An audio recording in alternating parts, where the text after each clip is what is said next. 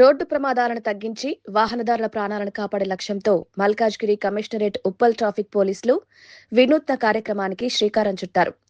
Helmet లేకుండా ప్రయాణిస్తున్న వారికి కేవలం జరిమానాలు విధించే విధానానికి భిన్నంగా హెల్మెట్ బ్యాంక్ పేరుతో ప్రత్యేక కార్యక్రమాన్ని ప్రారంభించారు.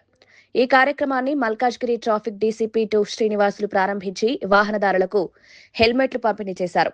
ఈ కార్యక్రమం ద్వారా హెల్మెట్ వినియోగంపై ప్రజల్లో అవగాహన పెంపొందడంతో పాటు రోడ్డు భద్రత మరింత మెరుగుపడుతుందని అధికారులు తెలిపారు. ఈ కార్యక్రమంలో additional DCP Srinivas Kumar, ACP Vasant Kumar, Uppal traffic CI Nagaraju, inspector Govardhan, SI Madhu తదితరులు పాల్గొన్నారు.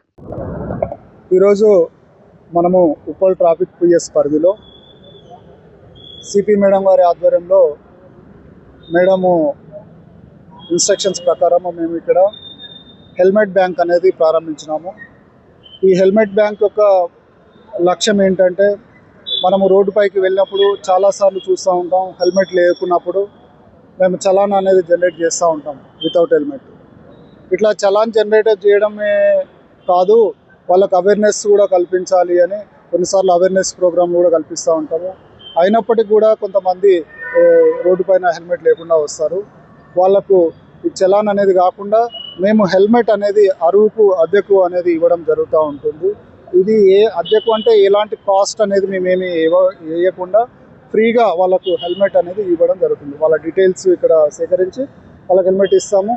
వాళ్ళు ఆ హెల్మెట్ ధరించి వాళ్ళ పని ఏదైతే ఉందో వాళ్ళు నెరవేర్చుకోవాలి.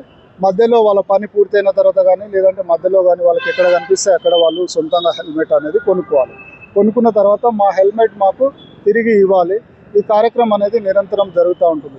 దీనివల్ల ఎవరైనా రోడ్డు పైకి వచ్చినప్పుడు కొన్ని సందర్భాల్లో హెల్మెట్ మర్చిపోయి కానీ లేకపోతే వాళ్ళు అసలు హెల్మెట్ కొనుక్కోకుండా ఉండడం కానీ ఈ సందర్భం అనేది కనిపిస్తుంటుంది. ఆ సందర్భంలో వాళ్ళు ఈ హెల్మెట్ బ్యాంక్ యొక్క సేవలు వినియోగించుకొని ఆ ప్రయాణాన్ని హెల్మెట్ తోటి చేసి గమ్యాన్ని సురక్షితంగా చేరుకోవాలని మా లక్ష్యము.